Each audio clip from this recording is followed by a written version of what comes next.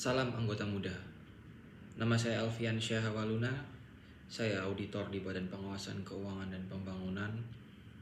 Ada beberapa pertanyaan yang masuk kepada saya dari anggota muda Komisariat Malang Raya.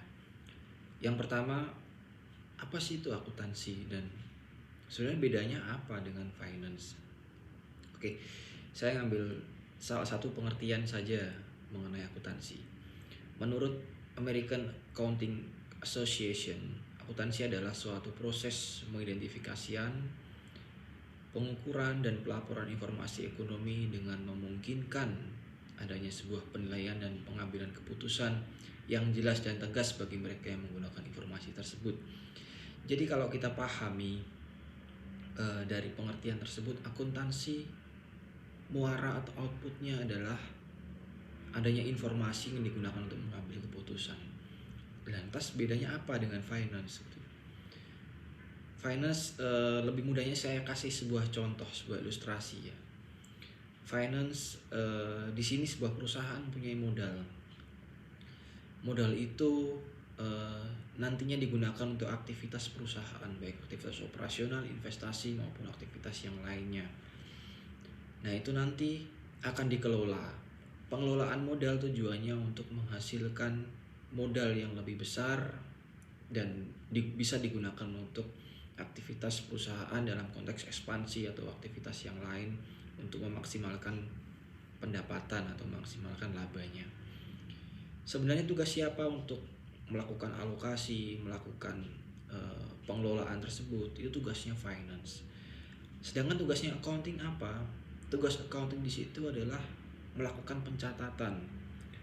Dalam konteks bookkeeping di sini melakukan pencatatan, melakukan pengorganisasian, melakukan pengukuran terhadap apa yang telah dikelola oleh finance tadi, terhadap transaksi-transaksi apa yang dilaksanakan oleh perusahaan.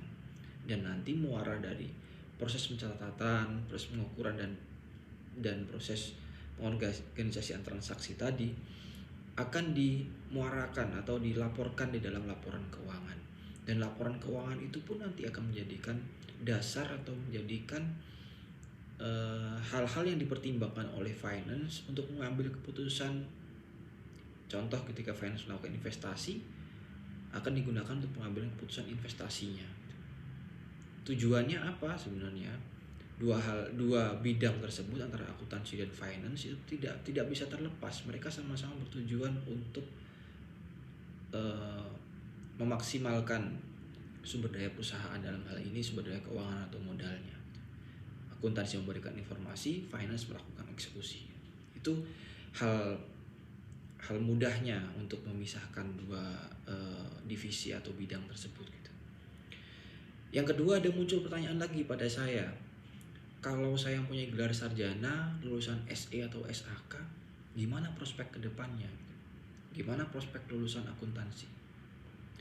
Lulusan akuntansi baik SE, SAK maupun SA, di beberapa universitas menggunakan SA, itu sangat terang ke depannya, sangat banyak peluangnya gitu. Kita lihat contoh ketika sekarang pemerintah dan DPR lagi menggodok undang-undang pelaporan keuangan. Ketika nanti undang-undang pelaporan keuangan benar-benar disahkan, maka situ akan menjadi angin segar bagi para lulusan akuntansi.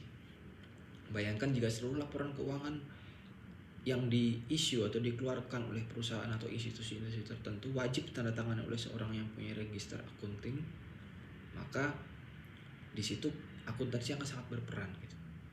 Yang kedua, proses pemeriksaannya atau proses auditnya, jika laporan keuangan diterbitkan oleh institusi atau perusahaan-perusahaan tertentu tadi diwajibkan untuk diaudit, tentunya dengan kriteria-kriteria tertentu, maka di situ menjadikan peluang profesi akuntansi atau spesialis akuntansi yang di situ terspesialisasi menjadi auditor. Maka peluang-peluang ini sangat besar gitu. Contoh lagi di contoh yang ketiga gitu. Salah satu bidang atau salah satu profesi akuntansi adalah akuntan pendidik gitu. semakin besarnya peluang atau semakin besarnya prospek akunting ke depannya, maka institusi-institusi pendidik yang membutuhkan tenaga pengajar pendidik di bidang akuntansi akan semakin tinggi, baik di tatanan SMK SMA maupun di tatanan perguruan tinggi. Jadi prospek ke depan sangatlah besar. Kita belum lagi bicara mengenai di Indonesia iklim investasi yang sangat tinggi yang digenjot oleh pemerintah. Di situ pasti membutuhkan accounting, membutuhkan akuntan dan juga auditor untuk mengawal seluruh proses-proses tadi gitu. Yang ketiga, ada pertanyaan lagi yang muncul kepada saya, bagaimana peluang dan tantangan profesi akuntan di masa pandemi, spesifik di masa pandemi gitu. Saya berikan contoh di kantor saya di BPKP gitu. Di masa pandemi ini pemerintah melakukan banyak cara untuk melakukan pemulihan ekonomi nasional. Seperti contohnya melakukan investasi kepada perusahaan-perusahaan BUMN. Di situ peran accounting apa gitu? Peran accounting sebagai auditor di sini adalah mengawal proses investasi tadi supaya investasi tadi sesuai dengan kaidah-kaidah yang berlaku, sesuai dengan peraturan yang berlaku. Artinya investasi tadi berjalan dengan optimal sehingga tujuan dari investasi dalam rangka pemulihan ekonomi nasional tadi tercapai gitu. Yang kedua, ada sebuah contoh sekarang banyak penyaluran bantuan sosial kepada masyarakat secara langsung. Di situ ada juga fungsi atau peran auditor dalam hal ini kan akunting yang terspesifikasi atau terspesialisasi. Dia punya tujuan, mempunyai fungsi untuk mengawal proses penyaluran bantuan sosial tadi sehingga tersampaikan kepada mereka-mereka yang memang berhak untuk menerimanya. Itu adalah fungsi akuntabilitas yang di situ diperankan oleh akunting gitu. Jadi pembentukan akuntabilitas tadi tidak lepas dari fungsi accounting di situ. Yang selanjutnya, ketika kita melihat dalam masa pandemi ini bagaimana accounting itu berpeluang atau mau mengambil perannya gitu. Saya ngambil contoh dalam proses audit ya teman-teman gitu. Dalam proses audit atas laporan keuangan saya berikan contoh, atau audit yang lainnya lah sama saja. Itu accounting harus bersifat agile di sini, harus lincah.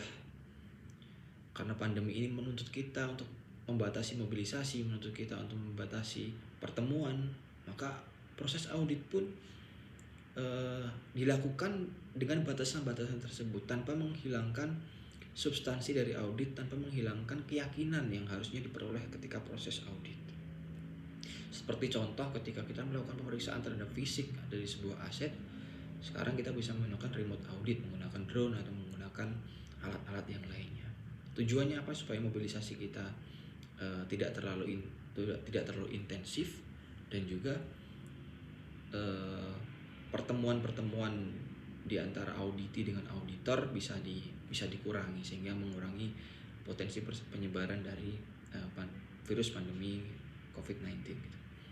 Itu adalah contoh-contoh bagaimana auditor berpeluang atau auditor harus berlaku atau accounting harus berlaku di masa pandemi ini. Saya harap teman-teman yang sedang menempuh pendidikan atau sedang belajar terkait dengan akuntansi semakin semangat, semakin